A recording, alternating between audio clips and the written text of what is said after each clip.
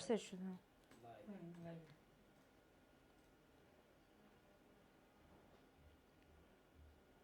এখান থেকে যাবে না?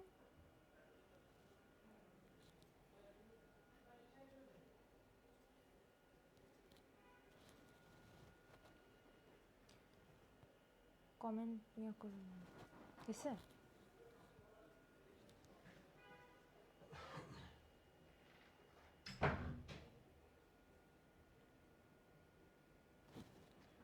আসসালামু আলাইকুম ডিয়ার স্টুডেন্টস, কি অবস্থা সবার? তোমাদের সবাইকে ওয়েলকাম জানাচ্ছি তোমাদের মৌলিক জিকের সমাজ বিজ্ঞান পার্টের একটি ফ্রি ক্লাসে।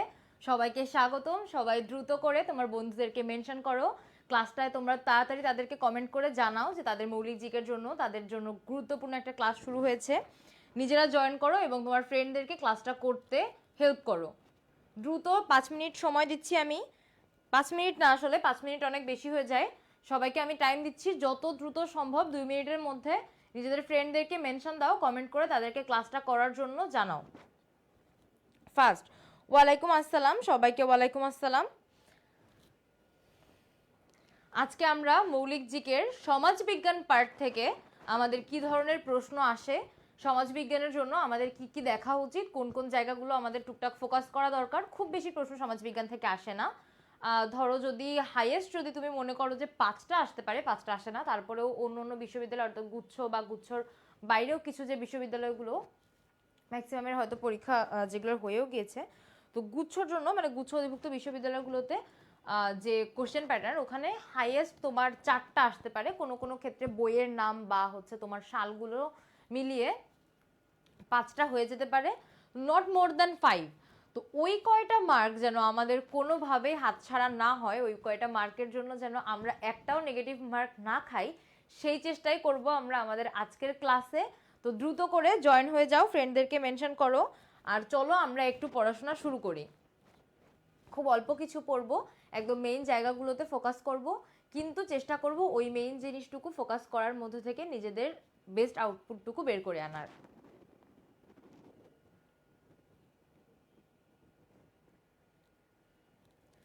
আচ্ছা, তো ক্লাসটা শুরু করব আমরা এখনই। তার আগে আমি আমার পরিচয়টা দিয়ে নেই। আমি তাসনিয়া তাসনিম, বর্তমানে অধ্যয়নরত আছি ঢাকা বিশ্ববিদ্যালয়ে।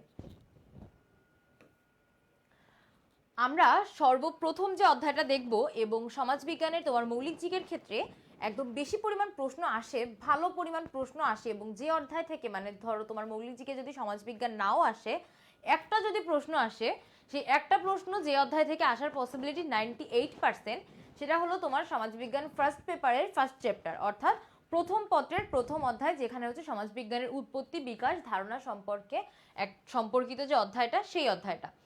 একটা জিনিস মাথায় রেখে একটু পড়াশোনা করতে হবে।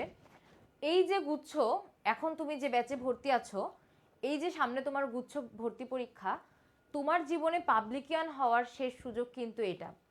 এই সুযোগটা যত ভালো করে যে ইউটিলাইজ করবা, তার জীবন কিন্তু সামনে যে জীবনটা আসছে, সামনে যে বছরগুলো কাটাবে, শিক্ষাগত যোগ্যতা রিলেটেড যে সার্টিফিকেটটা তোমার হাতে উঠবে, সেই সার্টিফিকেটটা সব থেকে ভ্যালুয়েবল করে নেওয়ার শেষ সুযোগ কিন্তু তোমার এইটা।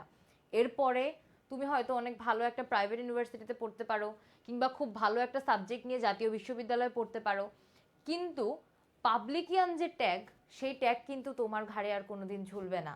তোমার বাবা মা তোমাকে নিয়ে যে স্বপ্ন দেখা শুরু করেছিলেন, যে স্বপ্ন তোমাকে নিয়ে তারা দেখেছেন, তোমার শিক্ষক, তোমার আশেপাশের বন্ধু বান্ধব, কিংবা তোমার খুব কাছের তোমাকে খুব দোয়া করা তোমার সেই আত্মীয় তোমাকে নিয়ে যে স্বপ্ন দেখেছিল, তাদের স্বপ্নে তুমি কোনোভাবেই আঘাত আনতে পারো না, নিজেকে কোনোভাবেই হতাশ করতে পারো না, কিংবা নিজেকে কোনোভাবেই অন্যদের থেকে 2 স্টেপ হলেও পিছিয়ে রাখতে পারো না। এই সমস্ত চিন্তা মাথায় নিয়ে পড়াশোনা শুরু করতে হবে। এই প্রত্যেকটা জিনিস যত সুন্দর করে তুমি মাথায় নেবা, যত সুন্দর করে তুমি চিন্তা করবা, তত সুন্দর করে কিন্তু তুমি পড়াশোনার দিকে আগাইতে পারবা। সো তোমাদের জন্য এই যে জিএসটি 2.0 যে ব্যাচটা, এই কোর্সটা কিন্তু তুমি বলতে পারো যে তোমার পাবলিকিয়ান হওয়ার জন্য শেষ সুযোগ তোমাকে আল্লাহর তরফ থেকে দিচ্ছে।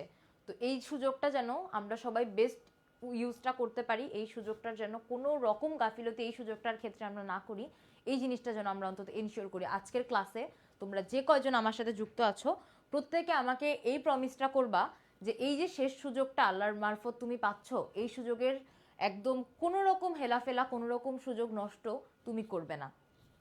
ঠিক আছে, তো চলো আমরা হচ্ছে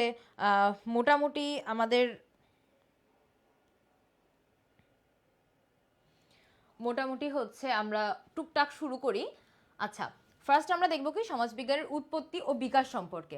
একটা জিনিস দেখো তো, সমাজবিজ্ঞান যে ওয়ার্ডটা, যাদের এইচএসসিতে হচ্ছে তোমার সমাজবিজ্ঞান ছিল কিংবা যাদের সমাজবিজ্ঞান ছিল না, আমরা কিন্তু এই জিনিসটুকু আমাদের কারোর জন্য একদম নতুন, যাদের জন্য তাদের জন্য সমস্যা না, যারা আমরা পড়ে আসছি তাদের জন্য আমাদের খুব বেশি আগায় যাওয়ার মতো কোনো টপিক না, যে সমাজবিজ্ঞানের 3টা টপিক, অর্থাৎ কার মাধ্যমে সর্বপ্রথম সমাজবিজ্ঞান ওয়ার্ডটা ইউজ হয়েছিল, কত সালে ইউজ হয়েছিল, এবং সমাজবিজ্ঞানের আক্ষরিক বা ব্যবহারিক অর্থটা কি। তো আমরা শুরু করছি সমাজবিজ্ঞানের আক্ষরিক বা ব্যবহারিক অর্থ দিয়ে। সোশিওলজি বা সমাজবিজ্ঞান এই শব্দটি সর্বপ্রথম কে ব্যবহার করেন? অগাস্ট কোত 1839 সালে। সমাজবিজ্ঞানের তোমার যে মৌলিক জিকে, তার জন্য সবথেকে গুরুত্বপূর্ণ সাল এবং সবথেকে গুরুত্বপূর্ণ নাম, সবথেকে গুরুত্বপূর্ণ সাল এবং সবথেকে গুরুত্বপূর্ণ নাম একদম প্রথমে অ্যাড করে দিয়েছি আমরা অগাস্ট কোত, অর্থাৎ যিনি সমাজবিজ্ঞান শব্দটি সর্বপ্রথম ইউজ করেন। আর কোন সালটা? যে সালে সমাজবিজ্ঞান ওয়ার্ডটা বা সমাজবিজ্ঞান প্রত্যয়টা প্রথম ব্যবহার করা হয় অগাস্ট কোতের মাধ্যমে। কোন সাল? 1839 সাল। সোশিওলজি শব্দটি এসেছে কোথা থেকে? ল্যাটিন শব্দ সোশিয়াস, যার অর্থ সঙ্গী, সাথী বা সমাজ। সোশিয়াস অর্থ সমাজ বা কি আছে এখানে? সঙ্গী, সাথী। আর লোগোস অর্থ জ্ঞান বা বিজ্ঞান। সমাজবিজ্ঞানকে বলা হয় সঙ্গী সাথীর বিজ্ঞান। একজন সমাজবিজ্ঞানী, উনি সমাজবিজ্ঞানকে সঙ্গী সাথীর বিজ্ঞান হিসেবে আখ্যায়িত করেছেন। তোমাদের কাছে আমার প্রশ্ন হলো, সমাজবিজ্ঞানকে সঙ্গী সাথীর বিজ্ঞান বলে কোন সমাজবিজ্ঞানী সংজ্ঞায়িত করেছেন? কমেন্ট বক্সে দ্রুত তোমরা অ্যান্সার করে দাও যে কোন সমাজবিজ্ঞানী সমাজবিজ্ঞানকে সঙ্গী সাথীর বিজ্ঞান বলে আখ্যায়িত করেছেন। ফার্স্ট দ্রুত আমি তোমাদের থেকে এটা জানতে চাই। আচ্ছা, এরপরে আমাদের জন্য আরো ইম্পর্টেন্ট যে ব্যাপারটা, সমাজবিজ্ঞানের জনক বলা হয় ফরাসি দার্শনিক অগাস্ট কোতকে। এখানে কিন্তু একটা কনফিউশন ক্রিয়েটের মতো একটা জায়গা আছে। প্রথমত, সমাজবিজ্ঞানের আদি জনক বলা হয় ইবনে খালদুনকে। কাকে? ইবনে খালদুনকে। উনাকে সমাজবিজ্ঞানের আদি জনক কেন বলা হয়? কারণ উনি সমাজবিজ্ঞান রিলেটেড বা সমাজবিজ্ঞানের যে বিষয়বস্তু, এই বিষয়বস্তু রিলেটেড কথাবার্তা উনি কিন্তু অনেক বলেছেন, কিন্তু উনার ওই কথার মধ্যে উনি কখনো এটাকে আলাদা একটা বিজ্ঞান হিসেবে কিংবা সমাজ বিজ্ঞানের মতো একটি পরিপূর্ণ প্রত্যয় হিসেবে ব্যবহার করেননি। বরং উনার যে ধারণা ছিল, উনার যে তত্ত্ব ছিল, উনার যে মতবাদ ছিল, প্রত্যেকটা জিনিসের সমাজ বিজ্ঞান বা সমাজের যে বৈজ্ঞানিক কাঠামো সৃষ্টি, এর একটা সুস্পষ্ট ধাপ পাওয়া যায়। যে কারণে পরবর্তীতে যখন আধুনিককালে সমাজ বিজ্ঞানের একটা আলাদা শাখা আবিষ্কৃত হলো বা আলাদা একটা শাখা আমরা পড়া শুরু করলাম, তখন ইবনে খালদুনকে সমাজবিজ্ঞানের আদি জনক বলে আখ্যায়িত করা হলো। কিন্তু আদি জনক আর সমাজবিজ্ঞানের জনক, এই দুইটা জিনিস তুমি মিলিয়ে ফেলতে পারবে না, কোনোভাবেই এই দুইটা জিনিস যেন গুলিয়ে না যায়। সমাজবিজ্ঞানের জনক যখন বলবে, অবশ্যই তখন ফরাসি দার্শনিক অগাস্ট কোত। উনি একাধারে যেমন দার্শনিক, তেমনি উনি সমাজবিজ্ঞানী। ম্যাক্সিমাম দার্শনিক যারা, ওনারা সমাজ চিন্তা করেছেন, ওনারা যখন মানুষের প্রেক্ষাপটে চিন্তা করেছেন বা রাষ্ট্রীয় চিন্তা করেছেন, তখনই কিন্তু ওনাদের ওই কাঠামোকে বা ওনাদের ওই সাইডটাকে সমাজ বিজ্ঞানের রিলেটেড চিন্তাভাবনা হিসেবে ধরা হয়েছে। তো ফরাসি দার্শনিক অগাস্ট কোত, উনি হলেন সমাজ বিজ্ঞানের জনক। উনি কি করেছিলেন জানো? উনি সর্বপ্রথম, ওনার মাথায় সবসময় চিন্তা আসতো যে সমাজের যে প্রেক্ষাপটটা বা সমাজের যে স্ট্রাকচারটা, এই স্ট্রাকচারটাকে কিভাবে আমি বিজ্ঞানের সাথে জোড়া লাগাবো, বা কিভাবে এটার তো প্রত্যেকটা জিনিস, অর্থাৎ আমরা যা করি, আমরা যা দেখছি, আমাদের সমাজে আশেপাশে যা ঘটছে, এই প্রত্যেকটা জিনিসের তো একটা প্রক্রিয়া আছে, একটা ধাপে এটা সবসময় সম্পাদিত হয়। তো ওয়াই নট আমি এটাকে একটা বৈজ্ঞানিক সিস্টেমের ভিতর দিয়ে আনার চেষ্টা করি। উনি যখন এটাকে একটা বৈজ্ঞানিক সিস্টেমের ভিতর দিয়ে আনার জন্য চিন্তাভাবনা শুরু করেন, সর্বপ্রথম উনি সোশিওলজির নামকে রেখেছিলেন সোশ্যাল ফিজিক্স, অর্থাৎ যে সামাজিক পদার্থবিদ্যা। এটা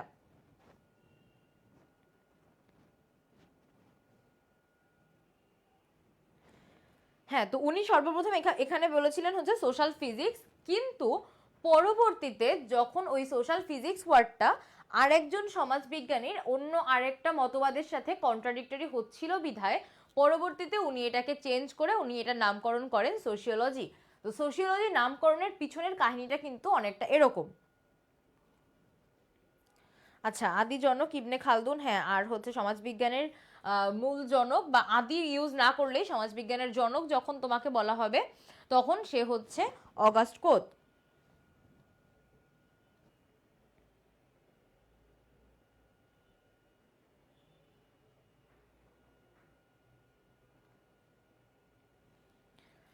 আচ্ছা, তোমাদের কাছে আমার রিকোয়েস্ট থাকবে তোমরা একারা একারা পড়ো না, আজকে আমরা বেশ কিছু ইম্পর্টেন্ট জিনিস নিয়ে আলোচনা করব। সো তোমাদের ভাই বন্ধু যারা আছে তোমাদের সাথে, তোমরা যারা জানো যে জিএসটি 2.0 এর জন্য যারা প্র্যাকটিস করছে তারা কিন্তু তোমরা কিন্তু তাদেরকে একটু মেনশন করে দাও ক্লাসটা আসার জন্য, এবং তাদেরকে একটু জানাও যে এই ক্লাসটা তাদের জন্য করাটা দরকার। আচ্ছা, এরপরে কি সমাজবিজ্ঞান হলো কিসের বিজ্ঞান? সোশ্যাল সায়েন্স অফ ফেনোমেনা বা সামাজিক প্রপঞ্চের বিজ্ঞান। এটি কে বলেন? অগাস্ট কোত। উনি সমাজবিজ্ঞানকে বলেন হচ্ছে সোশ্যাল ফেনোমেনন। এটা অতটা ইম্পর্টেন্ট না, এটা হচ্ছে আমি তোমাদের যে জিনিসটা জানাইলাম যে ওনার যে সমাজবিজ্ঞানকে, সমাজকে বৈজ্ঞানিক দৃষ্টিকোণ থেকে দেখার যে চেষ্টা বা সমাজকে বৈজ্ঞানিক দৃষ্টিতে দাঁড় করানোর যে প্রচেষ্টা, সেই প্রচেষ্টার মধ্যে দিয়ে উনি এটাকে বলেছেন হচ্ছে এই যে সায়েন্স অফ সোশ্যাল ফেনোমেনন। তো এটা হচ্ছে তোমার এমসিকিউর জন্য নট দ্যাট মাচ ইম্পর্টেন্ট। ওকে, সমাজবিজ্ঞান কি? সমাজবিজ্ঞান হলো সামাজিক প্রতিষ্ঠানের বিজ্ঞান। এটা বলেন কি? এমিল ডুক্রেইন। এটা তোমার অনেক গুরুত্বপূর্ণ একটা সংজ্ঞা। এই সংজ্ঞাটা, এটা তোমার অনেক গুরুত্বপূর্ণ একটা সংজ্ঞা। এমিল ডুক্রেইমের এই সংজ্ঞাটা অনেক গুরুত্বপূর্ণ একটা সংজ্ঞা। সমাজবিজ্ঞানকে এমিল ডুক্রেইম বলেন সামাজিক অনুষ্ঠান প্রতিষ্ঠানের বিজ্ঞান। সামাজিক অনুষ্ঠান প্রতিষ্ঠানের বিজ্ঞান অর্থাৎ সামাজিক জীব হিসেবে, সমাজে অবস্থানকালীন মানুষ হিসেবে আমরা যে সমস্ত আচার আচরণ, নিয়ম নীতি, শৃঙ্খলা, সংস্কৃতি পালন করি, এই প্রত্যেকটির যে বৈজ্ঞানিক দৃষ্টিকোণ তাকেই উনি বলেছেন সমাজবিজ্ঞান। কার মতে এটি সমাজবিজ্ঞান? এমিল ডুক্রেইমের মতে। এইটাকে একদম তোমরা কিন্তু একটা 5 স্টার টপিক হিসেবে রাখতে পারো। এই সংজ্ঞাটা তোমাদের জন্য, তোমাদের এমসিকিউতে আসার ক্ষেত্রে অনেক বেশি গুরুত্বপূর্ণ। তোমাদের মৌলিক জিকের জন্য এই সংজ্ঞাটা অনেক বেশি গুরুত্বপূর্ণ।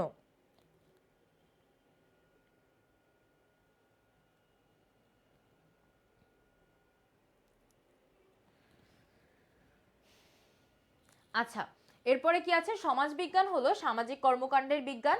এটি কার সংজ্ঞা? এটি হলো ম্যাক্স ওয়েবারের সংজ্ঞা। ম্যাক্স ওয়েবার সমাজবিজ্ঞানকে বলেছেন সামাজিক কর্মকাণ্ডের বিজ্ঞান। সামাজিক কর্মকাণ্ডের বিজ্ঞান কে বলেছেন? Max Weber. দ্য প্রিন্স গ্রন্থের রচয়িতা হলো ম্যাকিয়াভেলি। ম্যাকিয়াভেলি দ্য প্রিন্স গ্রন্থে মূলত কি করেছেন? উনি দ্য প্রিন্স গ্রন্থে মূলত রাষ্ট্রের যে একজন শাসক হবে এবং রাষ্ট্র পরিচালক বা রাষ্ট্রনায়ক যেমন হবে, উনি সেই স্ট্রাকচারটা প্রকাশ করার চেষ্টা করেছেন বা উনি সেই স্ট্রাকচারটা দেখিয়েছেন দ্য প্রিন্স গ্রন্থে। উনার মত অনুযায়ী, উনি যেহেতু একজন দার্শনিক ছিলেন, উনি একজন হচ্ছে তোমার পলিটিক্যাল ফিলোসফার। তো নিকোলো ম্যাকিয়াভেলি উনার পলিটিক্যাল ফিলোসফির দৃষ্টিভঙ্গিতে উনি বলেছিলেন যে একজন শাসক তার ক্ষমতা ধরে রাখার জন্য এবং তার জনগণকে রক্ষা করার জন্য, তার জনগণের সম্পদ এবং জীবন রক্ষা করার জন্য যে কোনো ধরনের স্টেপ নিতে পারে। তার স্টেপের, তার জনগণকে রক্ষা করা এবং নিজের ক্ষমতা রক্ষা করার জন্য কোনো কিছুই অনৈতিক না। অর্থাৎ একজন শাসক নিজের ক্ষমতা এবং তার জনগণের জীবন সম্পদ রক্ষা করার জন্য যে কোনো অনৈতিক কাজকে নৈতিক হিসেবে নিজের জন্য, অর্থাৎ অন্যদের জন্য না, তার নিজে করার জন্য সেটাকে সে বৈধ ঘোষণা করতে পারে। আচ্ছা, তো নিকোলা ম্যাকিয়াভেলির এই যে দ্য প্রিন্স গ্রন্থ, এটা তোমার কাহিনীটা জাস্ট আমি বললাম যে দ্য প্রিন্স গ্রন্থে উনি মূলত কি দেখিয়েছেন? উনি মূলত দেখিয়েছেন একজন আদর্শ শাসকের যে স্ট্রাকচারটা হওয়া দরকার সেটা। বইটার নাম গুরুত্বপূর্ণ, যেহেতু আমি তোমাদের এর আগেও তোমরা যারা হচ্ছে জিএসটি ক্লাসে ছিলে, আজকে আবার নতুন করে আমি বলছি তোমাদের জন্য বইয়ের নামগুলো, ব্যক্তির মতবাদ, ব্যক্তির উক্তি, ব্যক্তির সংজ্ঞা, এই কয়েকটা জিনিস কিন্তু খুবই গুরুত্বপূর্ণ সমাজবিজ্ঞানের ক্ষেত্রে। অর্থাৎ কে কোন বই লিখেছে, কোন সমাজবিজ্ঞানী বা কোন দার্শনিকের উক্তি কোনটা, কোন দার্শনিকের তত্ত্ব বা মতবাদ কোনটা, এই কয়েকটা জিনিস কিন্তু তোমাদের জন্য অনেক অনেক অনেক বেশি ইম্পর্টেন্ট। অর্থাৎ তোমার মৌলিক জিকের সমাজবিজ্ঞান পার্টের জন্য এই কয়েকটা জিনিস মিস করা কোনো সুযোগ তোমার হাতে নাই। আবার এমন না যে সব পড়তে হবে, সবগুলা একদম সব বইয়ে, পুরা বইয়ে যত বইয়ের নাম আছে, যত ব্যক্তির উক্তি মতবাদ তত্ত্ব আছে সব পড়তে হবে, ব্যাপারটা এরকম না। তোমার কি কি পড়তে হবে, কতটুকু পড়লেই তুমি ওই 3-4 মার্ক 5 মার্ক বলো, যেটাই বলো তুমি পুরোপুরি একদম হ্যান্ডেল করে ফেলতে পারবা, সেটুকু তুমি আমার উপর ছেড়ে দিতে পারো।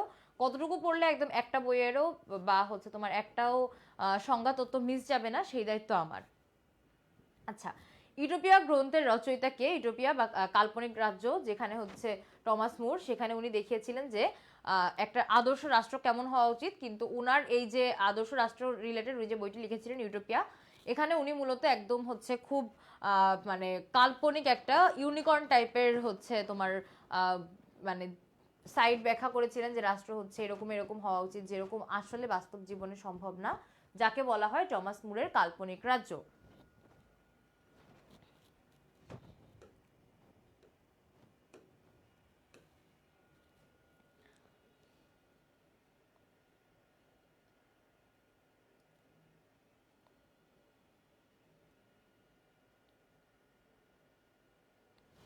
আচ্ছা, এরপরে কি আছে? সমাজবিজ্ঞানীদের মতবাদ আর হচ্ছে অবদান। অর্থাৎ আমরা দেখব হচ্ছে তোমার এতক্ষণ দেখলাম কোন অধ্যায়? সমাজবিজ্ঞানের আমাদের যে প্রথম অধ্যায়টা ছিল, প্রথম অধ্যায় থেকে, প্রথম পত্রের প্রথম অধ্যায়টা থেকে আমাদের কিরকম কিরকম কি আসতে পারে সেটা। এখন আমরা দেখব প্রথম পত্রের আরেকটি অধ্যায়, সমাজবিজ্ঞানীদের মতবাদ আর অবদান রিলেটেড যে অধ্যায়টা আমাদের আছে সেই অধ্যায়টা। অর্থাৎ এখানে আমাদের আছে কিছু সমাজবিজ্ঞানী বা কিছু দার্শনিক, তাদের সমাজবিজ্ঞান রিলেটেড তারা যে দৃষ্টিভঙ্গি ব্যাখ্যা করেছিলেন সেই সাইডটা। অর্থাৎ তোমার Ibn Khaldun, Emile Durkheim, Auguste Comte, Max Weber, Karl Marx, উনারা ওনাদের সমাজ বিজ্ঞানিক বা দার্শনিক দৃষ্টিকোণ থেকে ওনারা সমাজকে কিভাবে দেখতে চেয়েছিলেন, কিভাবে দেখেছিলেন, এই রিলেটেড ওনারা যে ব্যাখ্যাগুলো উক্তিগুলো দিয়েছেন সেই সম্পর্কিত খুবই ছোট এবং খুবই ফোকাস করে যে জায়গাটুকু দেখা দরকার সেটুকু আমরা দেখব। সমাজ চিন্তার জনক বা প্রাক সমাজ বিজ্ঞানের জনক বলা হয় ইবনে খালদুনকে। যে একটু আগে যেটা বললাম যে তোমাদের কোনোভাবেই হচ্ছে যে জায়গাটা থেকে কনফিউজ হওয়া যাবে না, সমাজ বিজ্ঞানের যে কি বলছে জনক, সমাজ চিন্তার জনক, সমাজ বিজ্ঞান না, সমাজ চিন্তার জনক। এই যে আরেকটা নতুন দুনিয়া খুলে গেল সামনে, তাই না? এক একটা লাইন পড়ছি আর মনে হবে যেন নতুন দুনিয়া খুলে যাচ্ছে, বাট ব্যাপারটা মোটেই ওরকম নতুন দুনিয়া খুলে যাওয়ার না। ব্যাপারটা হচ্ছে একটু মাথাটা ঠান্ডা করে পড়তে বসার। তোমাদের এই টাইমটা হয়তো মাথা অনেক গরম হয়ে যাওয়ার কিংবা অল্পতেই অনেক চোখে পানি চলে আসার টাইম। এই টাইমটা পার করে এসেছি হাজার হাজার শিক্ষার্থী, লাখ লাখ শিক্ষার্থী, তোমার সমবয়সী, তোমার থেকে সিনিয়র যারা, পার করে আজকে এই পর্যায়ে আসা হয়েছে। অনেকগুলো বছর চলে যেহেতু গেছে, সবাই পার করেছে মোটামুটি। কিন্তু একটা জিনিস তুমি তোমার সিনিয়রদের থেকে শুনলেও বুঝতে পারবে, যে জিনিসটা আমিও তোমাদের বলতে পারি, যে এই সময়টাতে যত বেশি টেনশন করেছে, যত বেশি চোখের পানি ফেলেছে, চোখের পানি তোমার অবশ্যই ফেলতে হবে, তোমার সৃষ্টিকর্তার কাছে তোমার চোখের পানি ফেলতে হবে তোমার চাওয়ার জন্য যে একটা পাবলিকের একটা সিট, একটা পাবলিকিয়ান ট্যাগ যেন সে তোমাকে দেয়। কিন্তু তুমি যত হতাশ হয়ে চুপচাপ বসে থাকবে, যত মনে করবে আমার দ্বারা হবে না, একটা জিনিস মাথায় রেখো, তোমার সৃষ্টিকর্তা থেকে কিন্তু তোমার চেয়ে নিতে হবে। অর্থাৎ তুমি যতক্ষণ তোমার ভিতরে পজিটিভ ব্যাপারটা থাকবে, যতক্ষণ তুমি বুঝবে যে তোমাকে দিয়ে হবে, তখন তোমার আল্লাহ তোমাকে এই ব্যাপারটা দিতে সমর্থ হবেন যে হ্যাঁ তোমার ভিতরে আত্মবিশ্বাসটা আছে, তুমি টের পাচ্ছ তোমাকে দিয়ে হবে, তোমার ভিতরে সেই পজিটিভ সাইনগুলো আছে, তোমার পজিটিভ নিয়াত আছে, তো তোমাকে দিয়ে আমি হওয়াবো। এইভাবে তোমার সৃষ্টিকর্তা থেকে তোমাকে চেয়ে নিতে হবে এবং তুমি যখন তার কাছে চাচ্ছ, তোমার তার উপরে বিশ্বাস করতে হবে যে আমি চাচ্ছি এবং সে আমাকে দিবে, সে দিবে, এই বিশ্বাসটা রেখেই তোমার তার কাছে চাইতে হবে। প্লাস শুধু চাইলেই তো হবে না, তুমি যে তার কাছে চাচ্ছ তোমার সেই তোমার যে ইচ্ছা বা তোমার যে পরিশ্রম এটাও তো তোমার শো করতে হবে। সেক্ষেত্রে আমি বলবো যে আর খুব অল্প কয়টা দিন বাকি আছে, একদম জীবনের যত পরিশ্রম দেওয়া সম্ভব তোমার একদম বেস্ট বলতে তুমি যেটা বুঝো সেইটুকু দিনরাত এক করে দেওয়ার চেষ্টা করো। অনেক একদম যে তোমার 24 ঘন্টা 48 ঘন্টা পড়তে হবে ব্যাপারটা এরকম না, ব্যাপারটা হচ্ছে একটু ফোকাস স্টাডির। অর্থাৎ তোমাকে বুঝে পড়তে হবে, তোমাকে জেনে পড়তে হবে যে তুমি কি পড়ছো। গুচ্ছর জন্য তোমার জিকের বলো, বাংলা ইংরেজির বলো, সব কিন্তু তোমার পড়ার দরকার নাই। অতএব কোন জায়গা থেকে কতটুকু পড়তে হবে এইটুকুর জন্য কিন্তু তোমার একটা ম্যাসিভ গাইডলাইন দরকার। এই সময়টাতে পড়ার থেকে বেশি বা পড়িয়ে দেওয়ার থেকে বেশি যেটা দরকার সেটা হলো গাইডলাইন। তো গাইডলাইনের জায়গাটা চুজ করো, যে গাইডলাইনের জন্য, গাইডলাইন নেওয়ার জন্য তুমি কাদের থেকে বা কাদেরকে ফলো করছো। আচ্ছা, তো সমাজ চিন্তার জনক বা এই যে তোমার প্রাক সমাজবিজ্ঞানের জনক বলা হয় কাকে? ইবনে খালদুনকে। উনার সব থেকে বিখ্যাত যে হচ্ছে বই বা যে বই নিয়ে আমরা কথা বলি সেটা হচ্ছে আল মুকাদ্দিমা। এই বইটা মনে রাখবে, আল মুকাদ্দিমা। এই বইটাও কিন্তু হচ্ছে, যেহেতু ইবনে খালদুন ইম্পর্টেন্ট, অর্থাৎ সমাজ চিন্তার জনক হিসেবে ইবনে খালদুন ইম্পর্টেন্ট, সেই কারণে উনার বইও কিন্তু ইম্পর্টেন্ট। আর একটা জিনিস মনে রাখবে, উনার বইয়ের পাশাপাশি এখানে লিখে দিই, যেহেতু অগাস্ট কোত হচ্ছে তোমার কিসের জনক? সমাজ বিজ্ঞানের জনক। ইবনে খালদুন সমাজ চিন্তার জনক বা সমাজ বিজ্ঞানের আদি জনক, অগাস্ট কোত ডিরেক্টলি সমাজ বিজ্ঞানের জনক। উনারও বই আছে এবং উনার বইয়ের নাম হচ্ছে পজিটিভ ফিলোসফি।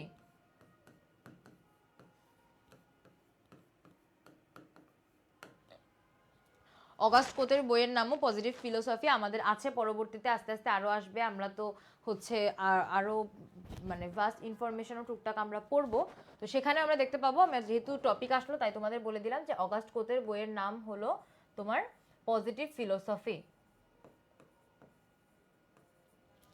আচ্ছা, এরপরে হচ্ছে ইবনে খালদুনের একটা গুরুত্বপূর্ণ বা হচ্ছে তোমার ইম্পর্টেন্ট একটা তত্ত্ব আছে, সামাজিক সংহতির তত্ত্ব দেন বা সামাজিক প্রত্যয় আল আসবিয়া প্রত্যয়টি উনি ব্যবহার করেন। এর প্রবক্তা হলেন ইবনে খালদুন। আর ত্রয়স্তরের সূত্র, এটা অত একটা ইম্পর্টেন্ট না, তারপরেও দেখো ত্রয়স্তরের সূত্র অর্থাৎ ল অফ থ্রি স্ট্র্যাটেজিস, এটা প্রদান করে অগাস্ট কোট। ত্রয়স্তরের সূত্র বা law of three strategies, law of three strategies, এটা হচ্ছে যে প্রদান করেন অগাস্ট কোট। জৈবিক সাদৃশ্য মতবাদ এবং সামাজিক বিবর্তনের প্রবক্তা হাওয়ার্ড স্পেন্সার। অর্থাৎ জৈবিক সাদৃশ্য মতবাদ বা সামাজিক বিবর্তনটা কি?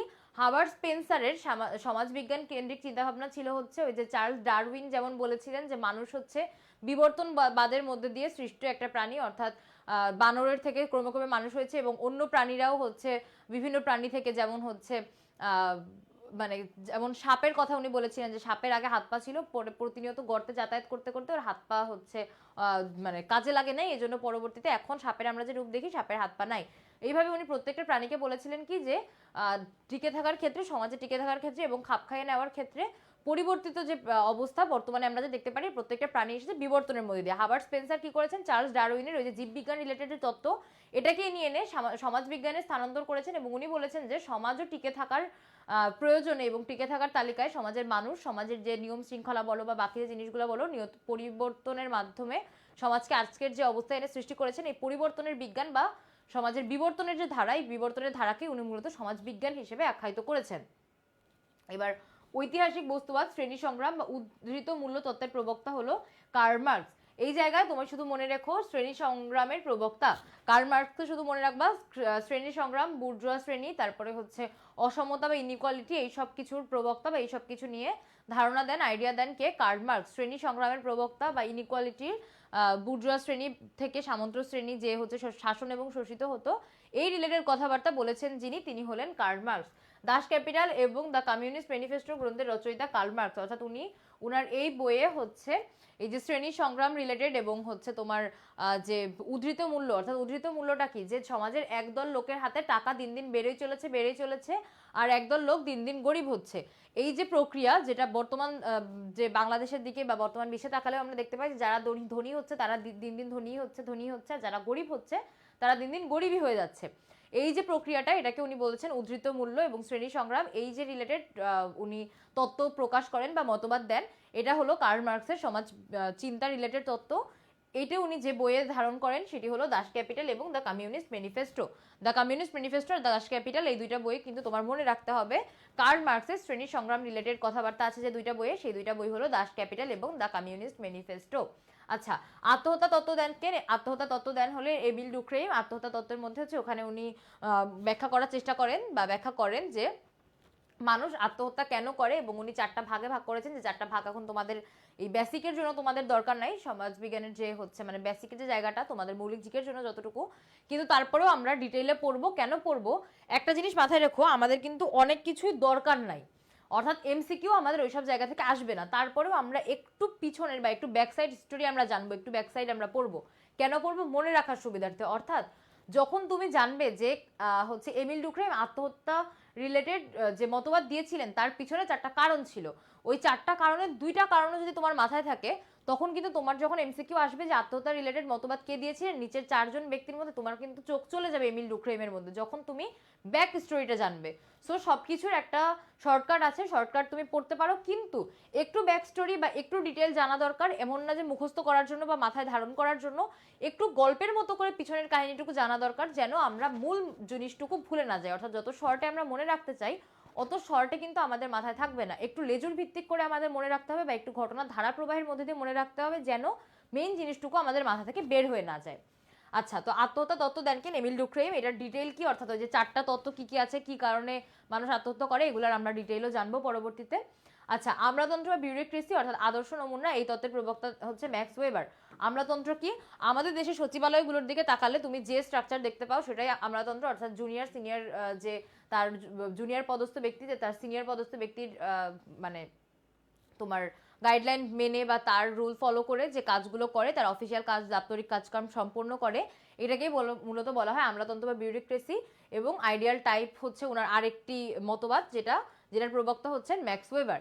The Protestant ethnic and the spirit of capitalism গ্রন্থের রচয়িতা কে? Max Weber. ম্যাক্স ওয়েবারের বইটা কিন্তু নামটা কিন্তু একটু বড় কিন্তু ইজি, একটু সুন্দর করে দেখলেই আমাদের মাথায় থাকবে। The Protestant Ethic and Spirit of Capitalism. The Protestant Ethic and Spirit of Capitalism.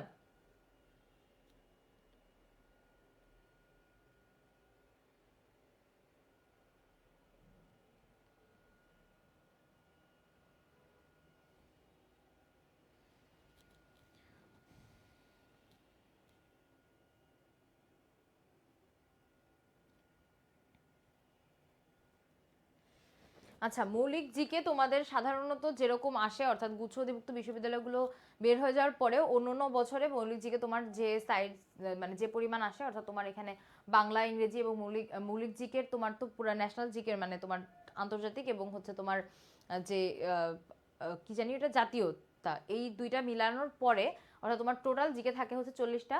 সেখান থেকে তোমার 10টার বেশি তো তুমি ধরতেই পারো, অর্থাৎ তোমার প্রায় 15র কাছাকাছি বা তার প্লাসও হতে পারে তোমার মৌলিক জিকের সংখ্যা। তো সেক্ষেত্রে তোমার মৌলিক জিকে রিলেটেড জায়গাগুলো কিন্তু একটা ভালো ফোকাসের জায়গা, অর্থাৎ আন্তর্জাতিক জিকে বা হচ্ছে আমাদের যে ন্যাশনাল জিকে, সেই জিনিসগুলো কিন্তু অনেক কিছু আমরা মাঝে মাঝে ভুলে যাই বা অনেক কিছু আমাদের একসাথে মনে রাখা একটু কষ্টকর। সেক্ষেত্রে মৌলিক জিকে হতে পারে কিন্তু তোমার একটা মানে ধরো তোমার যে শেষ মুহূর্তে যে খড়কুটো ধরে মানুষ বেঁচে থাকার চেষ্টা করে তলিয়ে যাওয়া মানুষ, তো শেষ মুহূর্তে মৌলিক জিকে কিন্তু হতে পারে তোমার ওই বেঁচে থাকার জন্য লাস্ট খড়কুটাটুক। তো সেইভাবে একটু চেষ্টা করতে হবে, ঠিক আছে? ইনশাল্লাহ ভয় পাওয়ার কোনো কারণ নাই, ভয় পাওয়ার কোনোই কারণ নাই, টেনশন করার কোনো কারণ নেই। মৌলিক জিকে 20টা আসুক 25টা আসুক, আমরা সমাজবিজ্ঞান পড়বো, এরপরে তোমাদের অন্য যে স্যাররা আছেন ওনারা তোমাদের বাকি সাইডটা অর্থাৎ অর্থনীতি, অলরেডি তোমরা হচ্ছে অর্থনীতির জন্য পাচ্ছ, তারপরে তোমাদের পৌরনীতি, ইতিহাসের জন্য যেখান থেকে যতটুকু আসা দরকার সেইভাবে পুরাটুকু পেয়ে যাবে। শুধু ক্লাসগুলো মনোযোগ দিয়ে করো, আর ক্লাস লেকচারে যে জিনিসগুলো অ্যাড থাকে এই জিনিসগুলো কোনোভাবেই বাদ দিও না। ইনশাল্লাহ মৌলিক জিকে যতগুলোই আসুক তাই নিয়ে টেনশন করার কোনো কারণ নাই। আচ্ছা, তো এখন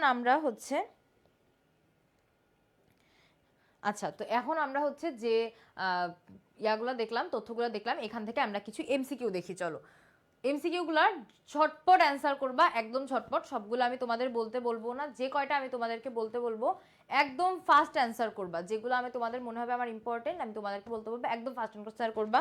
তো একদম যে শুরুটা এইটা অ্যান্সার করো। সোশিওলজি শব্দটি সর্বপ্রথম কে এবং কত সালে ব্যবহার করেন? সোশিওলজি শব্দটি কে কত সালে প্রথম ব্যবহার করেন? নাম এবং সাল একসাথে দেওয়া আছে, এটা আমরা একটু আগে দেখে এসেছি। সোশিওলজি শব্দটি প্রথম ব্যবহার করেন অগাস্ট কোত 1839 সালে। এটা তোমাদের বলতে দেওয়ার কিছুই নাই, এটা তোমরা এমনি পারতাম। এই যে অ্যান্সার হচ্ছে গ, 1839 সালে। ওকে, সমাজবিজ্ঞানকে সামাজিক প্রপঞ্চের বিজ্ঞান বা এটা একটু বলো। 2 এর অ্যান্সার করো ফার্স্ট। একের গ থ্যাংক ইউ। মৌলিক জিকে স্কিপ করার কোনো সুযোগ নাই। তোমাকে মৌলিক জিকে যারা স্কিপ করতে বলছে এরা এখনো বোকার স্বর্গে বাস করছে। মৌলিক জিকে স্কিপ করার কোনো সুযোগ তোমার হাতে নাই। মৌলিক জিকে প্রত্যেক বছরই টুকটাক ভ্যারি করে, বুঝছো? তোমার যে 30টা জিকে তার মধ্যে থেকে টোটাল 30টা জিকের মধ্যে থেকে মৌলিক জিকে প্রত্যেকবারই টুকটাক একটু ভ্যারি করে, অর্থাৎ আপ ডাউন হতে পারে, কিন্তু মৌলিক জিকে তোমার টোটালি স্কিপ করার মতো কোনো সুযোগ তোমার হাতে নাই। 2 এর অ্যান্সার করো। একের গ যারা বলেছো থ্যাংক ইউ। একের গ যারা বলেছো থ্যাংক ইউ। 2 এর অ্যান্সার করো ফার্স্ট। সমাজবিজ্ঞানকে সামাজিক প্রপঞ্চের বিজ্ঞান বলা হয় কেন?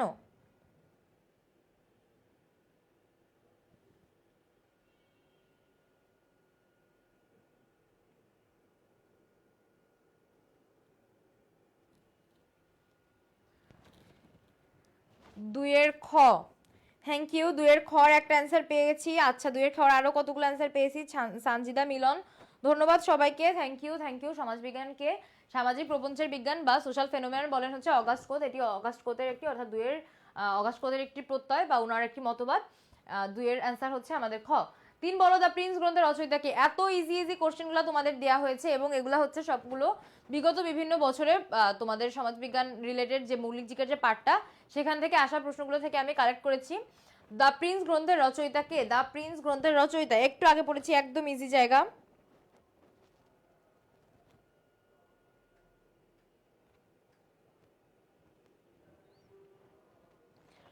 আচ্ছা, জিএসটির গ্রুপ নিয়ে তোমাদের যে কনফিউশন, এক্ষেত্রে তোমরা পেজে মেসেজ দিয়ে একটু তোমাদের কনফিউশন ক্লিয়ার করে নিও। অর্থাৎ তোমরা আগে যে এখানে অ্যাড ছিলা সেটা তোমরা এখনো কন্টিনিউ করতে পারবে কিনা, এই ধরনের তোমাদের যে কনফিউশন এগুলো ক্লিয়ার করার জন্য তোমরা একটু কষ্ট করে গ্রুপে একটু টেক্সট করে নিও।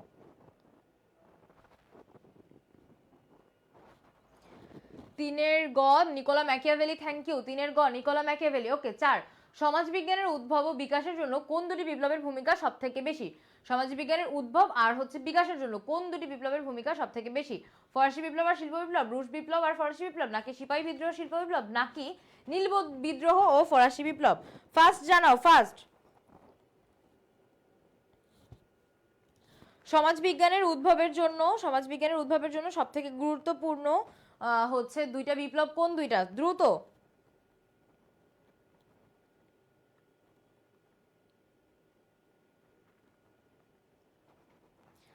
দ্রুত জানাও, 4-এর অ্যান্সার জানাও দ্রুত। 3 যারা বলেছো তোমাদের থ্যাংক ইউ। 3 যারা বলেছো, 3-এর গ যারা বলেছো তোমাদের ধন্যবাদ। 4-এর অ্যান্সার করো ফার্স্ট।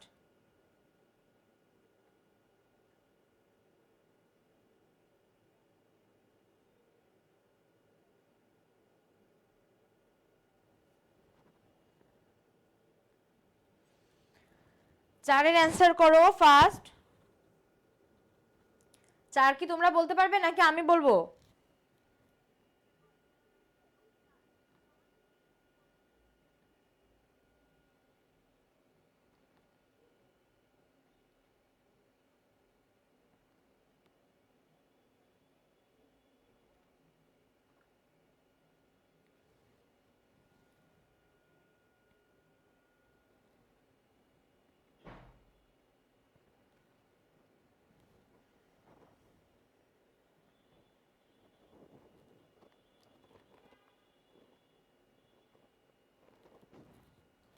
চার মনে হয় তোমাদের জন্য একটু টাফ হয়ে যাচ্ছে,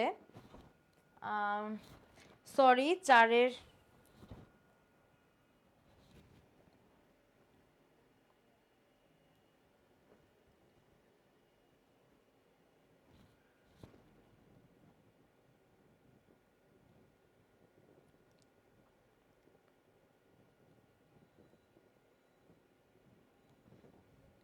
আচ্ছা, 4-এর একটা অ্যান্সার পেয়েছি, 4-এর ক, আরো দুইটা। হ্যাঁ ঠিক আছে। 4-এর ক যারা বলেছে থ্যাংক ইউ।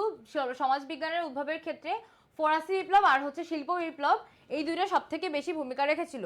ফরাসি বিপ্লব আর শিল্প বিপ্লব সব থেকে বেশি ভূমিকা রেখেছিল। ওকে। সোশিওলজি শব্দটি কোন দুটি ভাষার শব্দ থেকে এসেছে? সোশিওলজি শব্দটি আমরা শুরুতে যখন পড়লাম যে সোশিওলজি শব্দটি সোশিয়াস এবং লোগোস দুইটা দুই ভাষার শব্দ। একটু বলো যে দুইটা কোন দুইটা ভাষা থেকে এসেছে? আচ্ছা, 5টা এত ইম্পর্টেন্ট না, আমরা এটা স্কিপ করি। 5-এর হচ্ছে এটা হচ্ছে তোমার সোশিয়াল হচ্ছে ল্যাটিন আর লোগোস হচ্ছে তোমার গ্রিক, এটা আমাদের এত ইম্পর্টেন্ট না। এটা দেখো, ইউরোপীয় গ্রন্থের রচয়িতা কে? বইয়ের নাম যে কয়টা থাকবে সংজ্ঞা বা তত্ত্ব রিলেটেড জন্য ব্যক্তির নাম থাকবে, এগুলো আমরা কোনোভাবেই স্কিপ করব না। ইউরোপীয় রচয়িতা কে?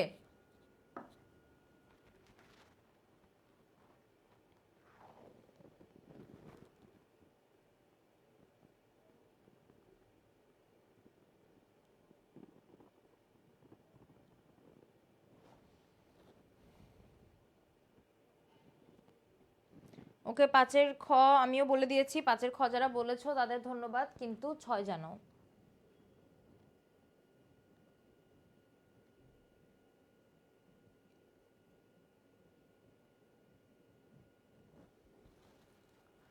ছয়ের গ না, হবে না। 6-এর হচ্ছে তোমার ক, ইউটোপিয়া গ্রন্থের রচয়িতা টমাস মুর। ইউটোপিয়া গ্রন্থের রচয়িতা Thomas More. Okay.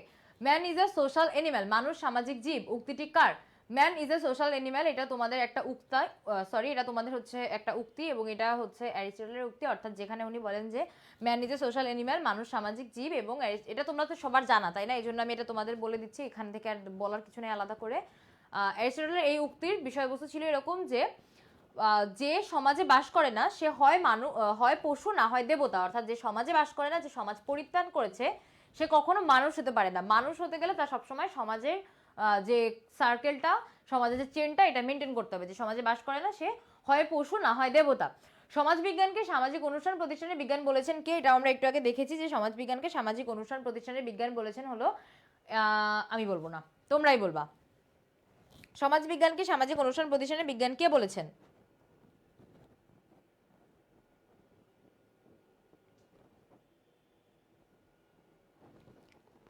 Okay, thank you. সমাজবিজ্ঞানকে সামাজিক অনুষ্ঠান প্রতিষ্ঠানের বিজ্ঞান বলেছেন এমিল ডুক্রেইন।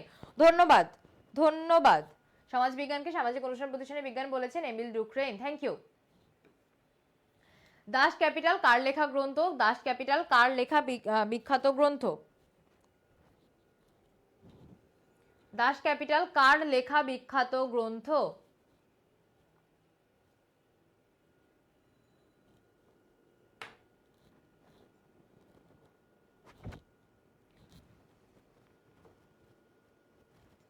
এইট যারা অ্যান্সার করেছো তোমাদেরকে থ্যাংক ইউ। দাস ক্যাপিটাল কার লেখা বিখ্যাত গ্রন্থ আমাকে একটু বলো। 8-এর ক যারা অ্যান্সার করেছো সবাইকে ধন্যবাদ। 9 বলো। ওকে, 9-এর অ্যান্সারও একটা পেয়ে গিয়েছি। 9-এর খ, থ্যাংক ইউ মোহনা। কার্ল মার্কসের বিখ্যাত গ্রন্থ দাস ক্যাপিটাল।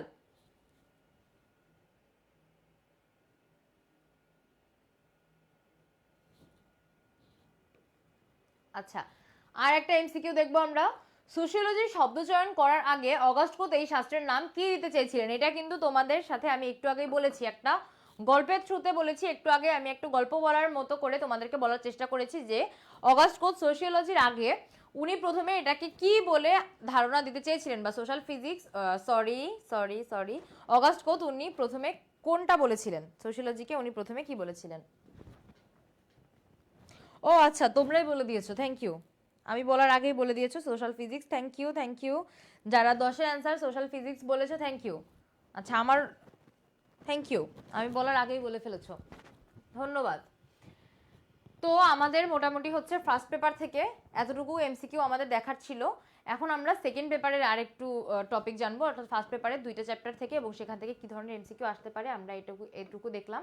এখন আমরা হচ্ছে মোটামুটি দেখবো যে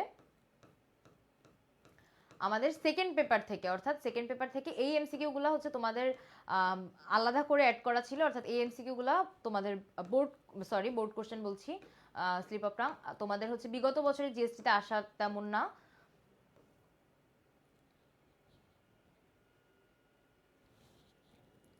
আচ্ছা,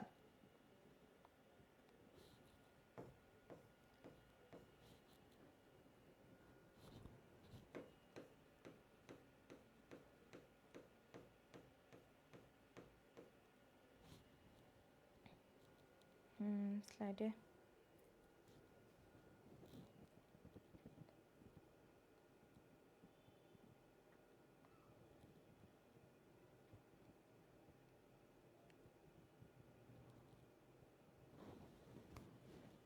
না সমস্যা হয়নি, ঠিক আছে।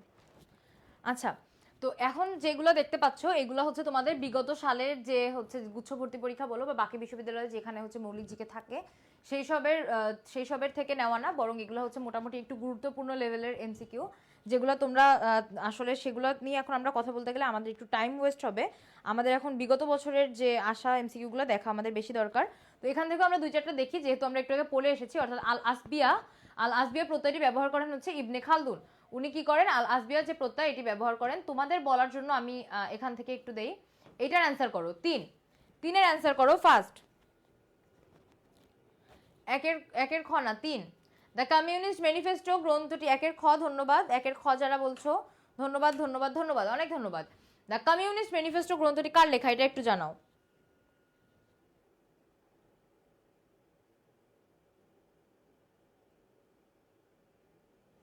ওকে, ইবনে খালদুন যারা বলছো তোমাদেরকে অনেক ধন্যবাদ।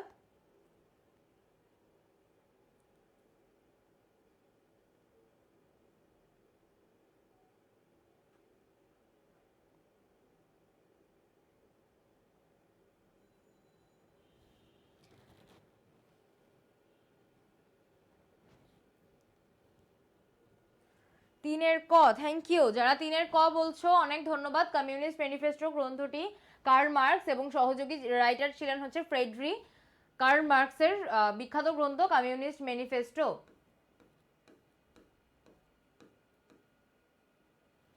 এটা দেখো আরো খুব রিলিভেন্ট একটা প্রশ্ন, শুধুমাত্র প্রশ্নর ভিতরে একটু ট্যাকটিক্স আছে, প্রশ্নের ভিতরে একটু ঘুরিয়ে দেওয়া আছে বিধায় এরকম কোশ্চেনটা তোমাদের সামনে আনা হলো। 7-এর কি হবে অ্যান্সার বলো?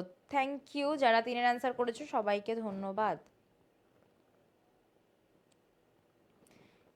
3-এর অ্যান্সার যারা ক বলেছো সবাইকে ধন্যবাদ, সবার উত্তর সঠিক হয়েছে। 7 বলো।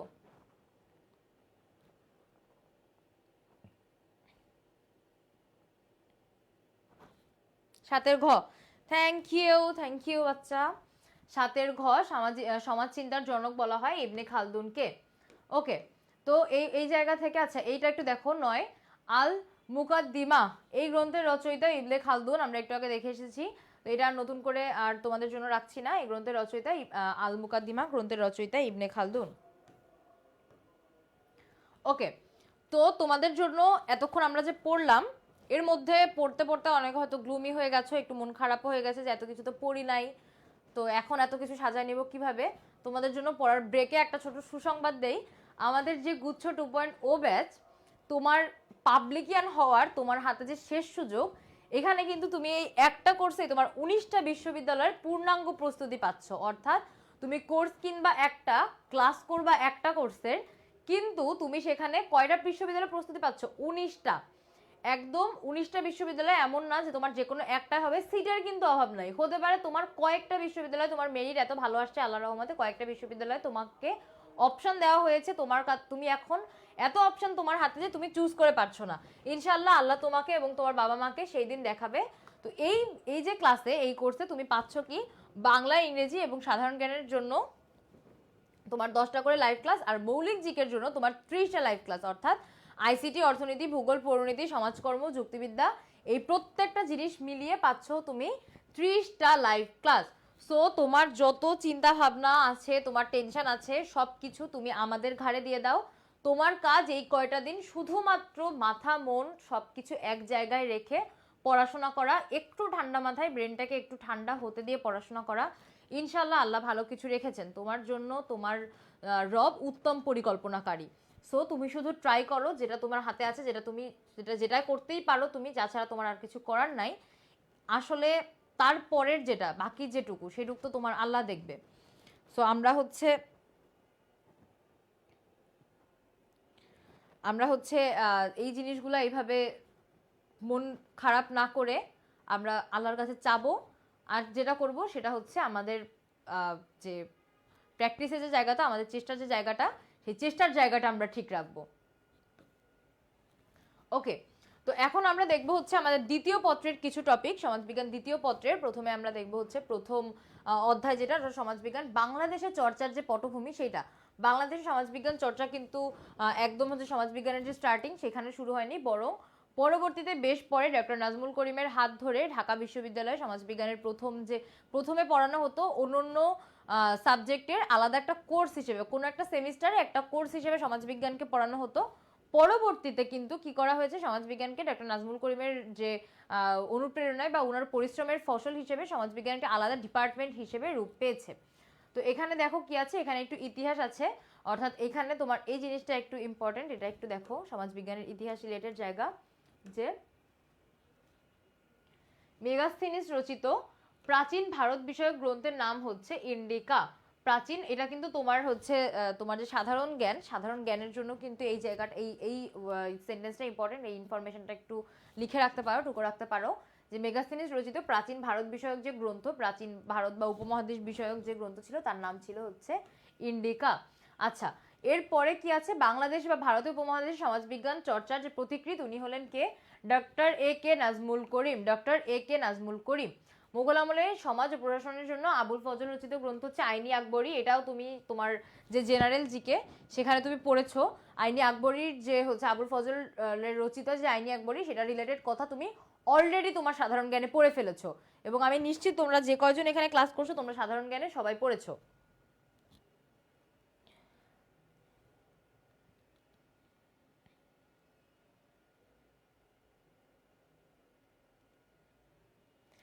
আচ্ছা, ক্লাস শুরু হবে হচ্ছে তোমাদের 15 তারিখ থেকে। তোমরা ক্লাসের যে ডিটেইল সেইগুলো সমস্ত কিছু পেয়ে যাবে, এবং তোমাদের ভর্তি সংক্রান্ত যে ডিটেইল যে কোনো তথ্য তোমরা পেজে নক করো কিংবা ওয়েবসাইট ভিজিট করো। অলরেডি কিন্তু পেজে অনেক পোস্ট আছে যেগুলো তোমাদের সামনে যাচ্ছে। এছাড়াও যদি তোমাদের কোনো এনকোয়ারি থাকে তোমরা কিন্তু হচ্ছে পেজে নক করে তোমাদের কনফিউশন ক্লিয়ার করে নিতে পারো। ক্লাস শুরু হতে যাচ্ছে এই 15 তারিখ থেকে।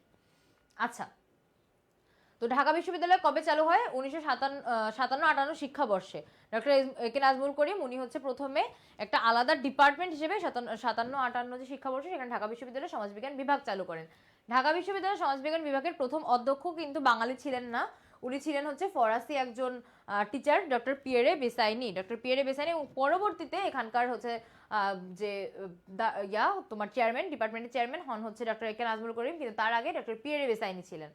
আচ্ছা, ডক্টর একে নাজমুল করিমের একটি বিখ্যাত বই, এবং এই বইটা তোমার কি করতে হবে, মাস্ট মাস্ট মাস্ট মনে রাখতে হবে। ডক্টর একে নাজমুল করিমের বই ভুলে যাওয়া কোনোভাবেই চলবে না। বইটার নাম বড় কিন্তু অনেক সহজ, changing society in India Pakistan and Bangladesh. Changing society in India Pakistan and Bangladesh. বইটার নামটা একটু বড় কিন্তু দেখো একদম ইজি নাম, কোনো তোমার আননোন ওয়ার্ড নাই, কোনো কঠিন ওয়ার্ড নাই, কিচ্ছু নাই।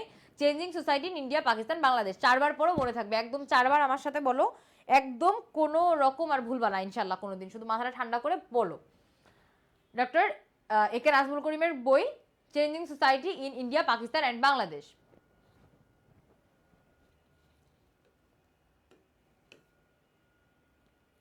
আচ্ছা, এইটুকু তথ্য আমাদের কোন জায়গা থেকে দরকার? এইটুকু তথ্য আমাদের দরকার হচ্ছে আমাদের সেকেন্ড পেপারের ফার্স্ট চ্যাপ্টার থেকে। কোন চ্যাপ্টার থেকে? সেকেন্ড পেপারের ফার্স্ট চ্যাপ্টার থেকে। এখন আমরা দেখবো হচ্ছে আমাদের সেকেন্ড পেপারের 4 নাম্বার চ্যাপ্টার, যে জায়গাটা তোমাদের সাধারণ জ্ঞানের একটা পার্ট হিসেবে তোমরা অলরেডি পড়েছো, ক্ষুদ্র নৃগোষ্ঠীর জীবনধারা, বাংলাদেশের ক্ষুদ্র নৃগোষ্ঠীর জীবনধারা, যেটা সাধারণ জ্ঞানের একটা আলাদা পার্টি থাকে কিন্তু ক্ষুদ্র নৃগোষ্ঠীর জীবনধারা, তো অলরেডি তোমরা সেখানে পড়ে ফেলেছো। তারপরেও সমাজ বিজ্ঞানের পার্ট থেকে বা তোমাদের মৌলিক জীবের পার্ট থেকে এখান থেকে কি ধরনের কোশ্চেন আসতে পারে সেটা আমরা দেখব। আগে একটু ইনফরমেশন দেখি, দেন আমরা বিগত বছরের কিছু প্রশ্ন দেখব এই জায়গা থেকে। আচ্ছা,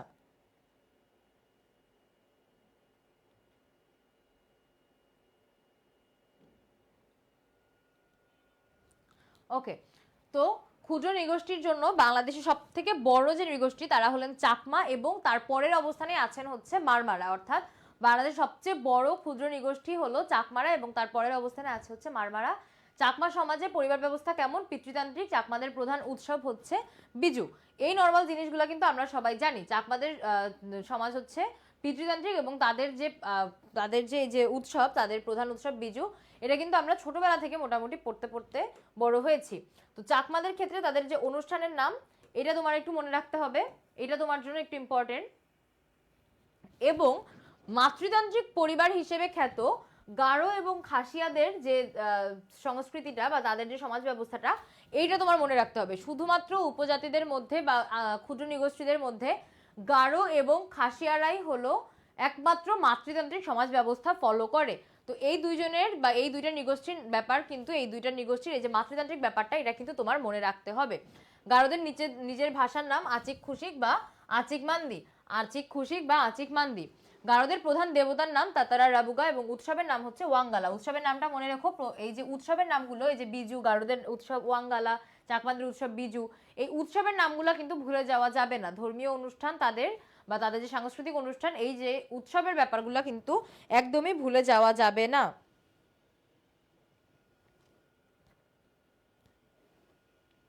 আচ্ছা, এরপরে কি আছে? গারোদের যে প্রধান দেবতা ওনার নাম আমরা দেখলাম তাতারা রাবুকা। এরপরে আছে সাঁওতালরা কোথায় বাস করে? সাঁওতালরা প্রধানত বাস করে হচ্ছে রাজশাহী, দিনাজপুর, রংপুর অঞ্চলে। সবচেয়ে বেশি আছে হচ্ছে রাজশাহী আর দিনাজপুরে। সাঁওতালরা সব থেকে বেশি আছে হচ্ছে রাজশাহী আর দিনাজপুরে। কার কার বাসা রাজশাহী, দিনাজপুর, রংপুর এলাকায়? সাঁওতালদের এলাকায় বাসা আছে কার কার?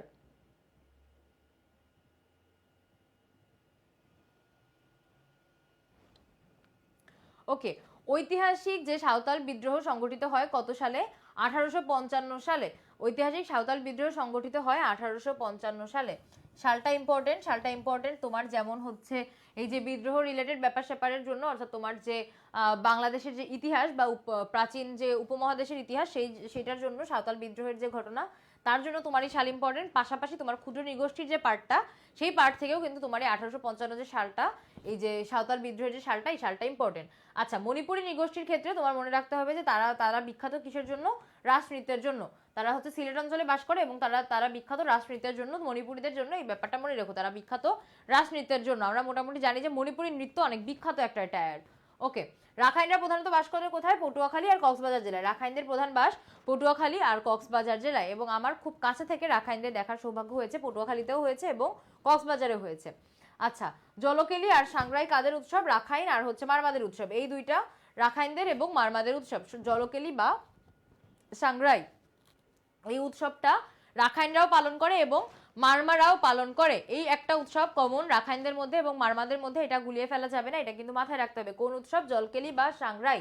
জলকেলি বা সাংগ্রাই রাখাইন এবং মারমাদের একটা কমন উৎসব।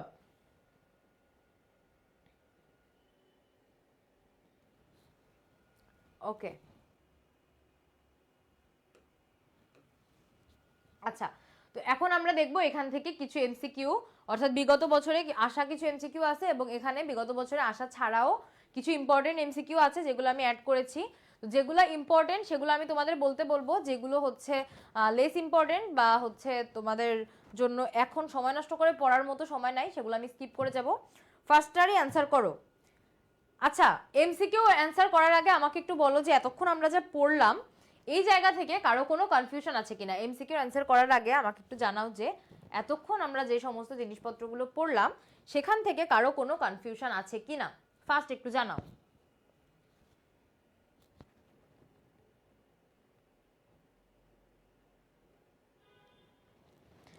আচ্ছা, একের অ্যান্সার তো করে ফেলেছো অনেকে, যে বাংলাদেশে হচ্ছে সমাজবিজ্ঞান চর্চার পথিকৃৎ। একের অ্যান্সার করো এবং ধন্যবাদ সবাইকে যারা একের অ্যান্সার করেছো। ডক্টর একে নাজমুল করিম বলেছো। কিন্তু আমাকে একটু জানাও তোমাদের কারো কোনো কোশ্চেন আছে কিনা বা কোনো প্রবলেম আছে কিনা, ফার্স্ট।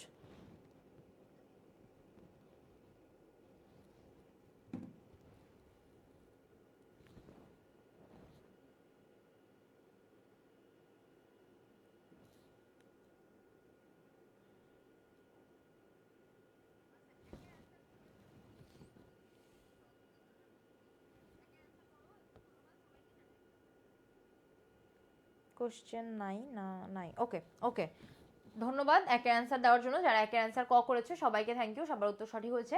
ঢাকা বিশ্ববিদ্যালয়ে সমাজবিজ্ঞান বিভাগ চালু হয় কত সালে? বলো, ঢাকা বিশ্ববিদ্যালয়ে সমাজবিজ্ঞান বিভাগ চালু হয় কত সালে?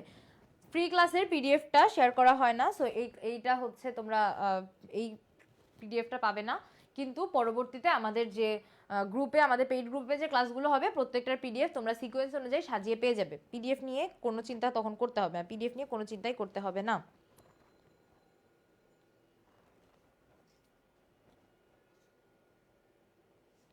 আচ্ছা, দুইয়ের অ্যান্সার করো। দুইয়ের অ্যান্সার পেয়েছি অলরেডি, 1957 সালে। Thank you. দুইয়ের অ্যান্সার যারা বলেছো ধন্যবাদ সবাইকে। আচ্ছা, চারের অ্যান্সার করো। Changing society in India Pakistan and Bangladesh বইটি কার? Changing society India Bangladesh Pakistan এই বইটি কার? চারের অ্যান্সার করো দ্রুত।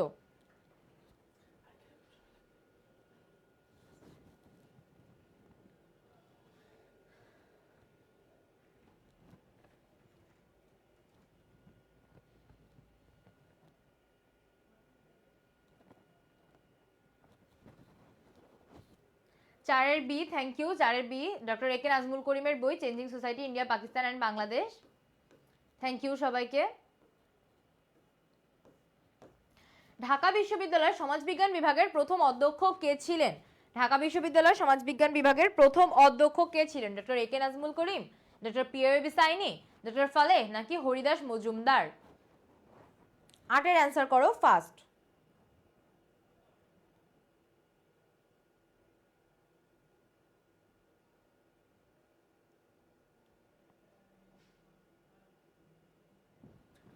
ওকে, থ্যাংক ইউ। আটের বি,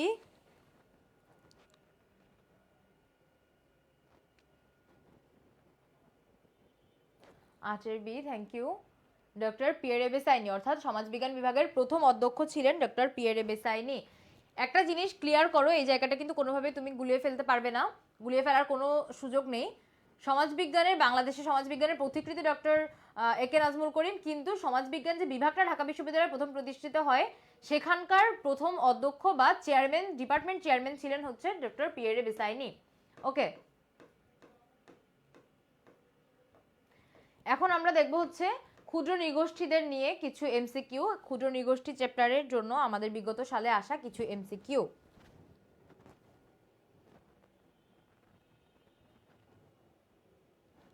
আচ্ছা, বাংলাদেশের বৃহত্তম উপজাতি বা ক্ষুদ্র নৃগোষ্ঠী কোনটি? এটা একদম ইজি একটা কোশ্চেন ছিল, এটার জন্য তোমাদের টাইম নষ্ট করার দরকার নাই। বাংলাদেশের একদম যে হচ্ছে বৃহত্তর যে জনগোষ্ঠী বা ক্ষুদ্র নৃগোষ্ঠী সেটা হলো চাকমারা। আচ্ছা, দুই বলো। একের খ যারা অ্যান্সার করছো থ্যাংক ইউ, বাট একের খ অ্যান্সার করার দরকার নেই, এটা একদম ইজি একটা, যে সব থেকে হচ্ছে নৃগোষ্ঠীদের মধ্যে সব থেকে হচ্ছে বৃহৎ চাকমারা। দুই বলো, গারদের সমাজ ব্যবস্থা কেমন?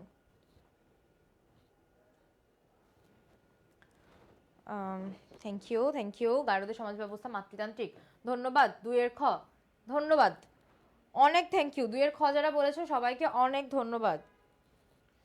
আচ্ছা, বিজু কাদের উৎসব? বিজু কাদের উৎসব?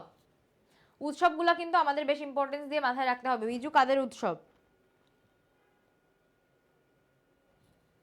Thank you. বিজু চাকমাদের উৎসব, ধন্যবাদ, ধন্যবাদ, অনেক ধন্যবাদ।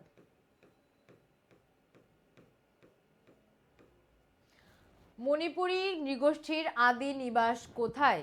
মণিপুরী নৃগোষ্ঠীর একদম ইজি, দেখো তোমার প্রশ্নের মধ্যে উত্তর কিভাবে সাজানো, এবং এত ইজি ইজি কোশ্চেনে কিন্তু তোমার মৌলিক জিকেতে আসে। মৌলিক জিকে কিন্তু অনেক কঠিন করে না, কিন্তু কয়েকটা জায়গায় তোমাকে একটু কনফিউজ করার চেষ্টা করে। তো যে কনফিউশনের যে জায়গাগুলো করে বা কনফিউজ করার চেষ্টা যে জায়গাগুলোতে থাকে, ওই কনফিউজ যেন তুমি না হও সেই জন্য তোমার কিছু গাইডলাইন দরকার, একদম প্রপার গাইডলাইন। পেইড ব্যাচ আছে, হ্যাঁ তুমি হচ্ছে পেজে ভিজিট করো। পেইড ব্যাচই হচ্ছে জিএসটি 2.0, যেখানে তুমি তোমার মৌলিক জিকে সহ তোমার সাধারণ জিকে এবং বাংলা ইংরেজি একটা পুরা একটা গোছানো প্রস্তুতি, অর্থাৎ তোমার 19টা বিশ্ববিদ্যালয়ে পরীক্ষা দেওয়ার জন্য, পরীক্ষা অ্যাটেন্ড করার জন্য তোমার যা যা দরকার সব কিছু প্রত্যেকটা সাবজেক্টের একটা পূর্ণাঙ্গ সিলেবাস রিলেটেড প্রস্তুতি তুমি পেয়ে যাচ্ছ তোমার জিএসটি 2.0 কোর্সে। তুমি আজকেই ওয়েবসাইট ভিজিট করো কিংবা পেজে নক দাও।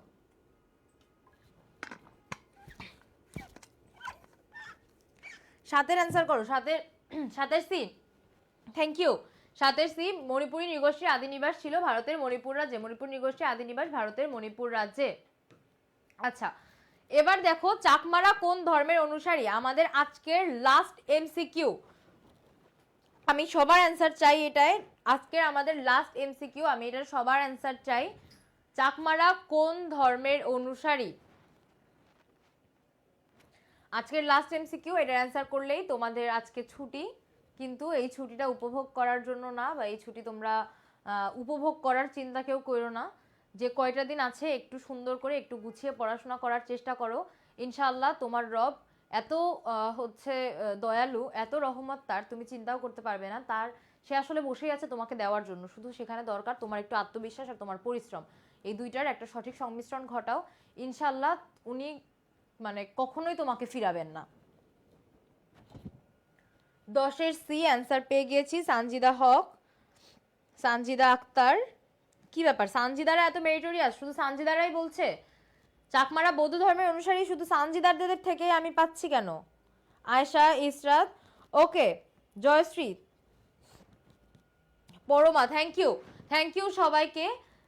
এটা হচ্ছে অ্যান্সার, চাকমারা বৌদ্ধ ধর্মাবলম্বী। একদম ইজি একটা কোশ্চেন, কিন্তু কোনোভাবে যেন অর্থাৎ অন্যদের মানে ম্যাক্সিমাম কিন্তু উপজাতিদের মধ্যে, ক্ষুদ্র নৃগোষ্ঠীদের মধ্যে ম্যাক্সিমামই হচ্ছে তোমার বৌদ্ধ ধর্মাবলম্বী। তারপরেও একটু যেমন মণিপুরীদের মধ্যে ধর্মান্তরিত খ্রিস্টান আছেন কিছু, তো এই যে জায়গাগুলো একটু খেয়াল রাখতে হবে। অর্থাৎ ম্যাক্সিমাম বৌদ্ধ হিসাবে তুমি জানো দেখে সব কিন্তু গড়েপত্তায় তুমি বৌদ্ধ মার্ক করে দিও না। এই রিলেটেড যে কনফিউশনগুলো ক্রিয়েট হয়, ছোট ছোট কনফিউশন, দেখো আমাদের কিন্তু অনেক পিছনে নিয়ে যেতে পারে। 0.5-এর ব্যবধান মানেও কিন্তু অনেক দূরে ছিটকে পড়ার সম্ভাবনা। একটা 0.5 নেগেটিভ ও আমরা কোনোভাবে হতে দিব না। সেই জন্য আমাদের বেসিক ক্লিয়ার থেকে শুরু করে আমাদের একদম আপডেট লেভেল পর্যন্ত পরীক্ষার পূর্ণাঙ্গ প্রস্তুতির জন্য, একদম প্রশ্নপত্র ঝালাপালা করে ফেলার জন্য আমাদের যতটুকু প্রস্তুতির দরকার পুরো প্রস্তুতি আমরা নিয়ে ফেলবো। আমাদের পেইড গ্রুপের যে ক্লাসগুলো আমাদের 15 তারিখ থেকে শুরু হবে, জিএসটি 2.0 ব্যাচে যে ক্লাসগুলো আমাদের 15 তারিখ থেকে শুরু হবে, একটা কনফিউশনের কর্নার আমরা রাখবো না, নট আ সিঙ্গেল কর্নার যেখানে আমাদের কোনো রকম কনফিউশন ক্রিয়েট হতে পারে। তো আজকের জন্য আমরা হচ্ছে বিদায় নিচ্ছি। আজকের আমাদের ক্লাসটা এই পর্যন্তই। তোমাদের সবার জন্য অনেক অনেক দোয়া, এবং তোমরাও আমার জন্য দোয়া করবে। ইনশাল্লাহ তোমাদের বাবা মা তোমাদের নিয়ে যে স্বপ্ন দেখছে, তুমি যে স্বপ্নের জন্য রাত জাগছো, দিনে দিনে ঘুম রাতের ঘুম হারাম করে এক করে ফেলছো, ইনশাল্লাহ তোমার সৃষ্টিকর্তা তোমার সেই স্বপ্ন পূরণ করবেন। তোমার সেই ডাক তোমার আল্লাহ শুনবেন, তোমাকে ফিরাবেন না। তো আজকের ক্লাসে আমরা এখানেই বিদায় জানাচ্ছি, এবং সবাইকে অনুরোধ করছি, তোমরা পড়াশোনার ভিতরে থাকো। মাত্র যে কয়টা দিন আছে, এই কয়টা দিন আর কোনোভাবে ফোকাস নষ্ট করো না। সবাই সুস্থ থাকো, সবাই ভালো থাকো। আল্লাহ হাফেজ।